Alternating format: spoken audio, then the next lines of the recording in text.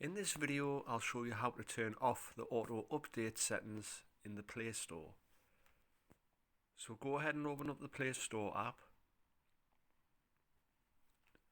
You need to make sure you're signed in, and then click on your profile icon in the top right.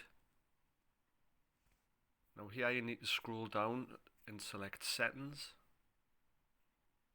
Now we need to select the second option, the network preferences.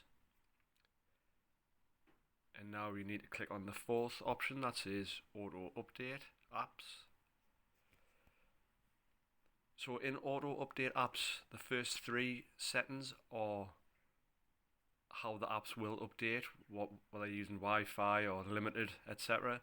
If you want to turn it completely off and don't auto update anything, then you need to select the bottom option. And that is how we turn off auto update in the Play Store.